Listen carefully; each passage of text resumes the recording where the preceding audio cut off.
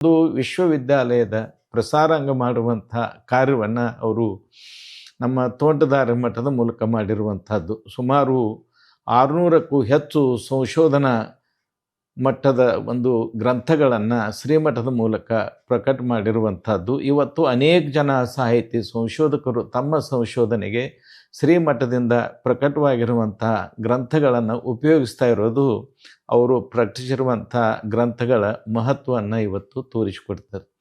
ಅದರ ಜೊತೆಗೆ ವಿಶೇಷವಾಗಿ ಜಾತಿ ಮತ ಪಂಥಗಳನ್ನು ನಿವಾರಿಸುವುದಕ್ಕಾಗಿ ಅವರು ನಿರಂತರ ಶ್ರಮಿಸಿರುವಂಥದ್ದು. ಎಲ್ಲ ಜಾತಿ ಮತ ಪಂಥದ ಜನರನ್ನು ಅತ್ಯಂತ ಆತ್ಮೀಯವಾಗಿ ಅವರು ಕಾಣ್ತಾ ಇದ್ದರು. ಹಾಗಾಗಿ ಭಾರತ ಸರ್ಕಾರ ಅವರಿಗೆ ಕೋಮು ಸೌಹಾರ್ದತಾ ಪ್ರಶಸ್ತಿಯನ್ನು ನೀಡಿ ಗೌರವಿಸಿರುವಂಥದ್ದು ಎಲ್ಲರಿಗೂ ತಿಳಿದಿರುವಂಥ ಸಂಗತಿ. ಬಹುಶಃ ದಕ್ಷಿಣ ಭಾರತದಲ್ಲಿ ಈ ಒಂದು ಕೋಮು ಸೌಹಾರ್ದತಾ ಪ್ರಶಸ್ತಿಯನ್ನು ಪಡೆದಂಥ ಏಕೈಕ ಸ್ವಾಮಿಗಳಂದರೆ ಅದು ಅತಿಶಯೋಕ್ತಿ ಅಲ್ಲ. ಈ ಒಂದು ಹಿನ್ನೆಲೆಯಲ್ಲಿ ಪರಮ ಪೂಜ್ಯರಾಗಿರುವಂಥ ಲಿಂಗೈಕ್ಯ ಜಗದ್ಗುರು ಡಾಕ್ಟರ್ ತೋಂಟದ ಸಿದ್ಧಲಿಂಗ ಸ್ವಾಮಿಗಳವರು ಜನಸಾಮಾನ್ಯರ ಸ್ವಾಮೀಜಿಯಾಗಿ, ಪುಸ್ತಕದ ಸ್ವಾಮೀಜಿಯಾಗಿ, ಕನ್ನಡದ ಕುಲಗುರುಗಳಾಗಿ ಇವತ್ತು ಜನರ ಮನಸ್ಸಿನಲ್ಲಿ ನೆಲೆಯೂರಿದ್ದಾರೆ.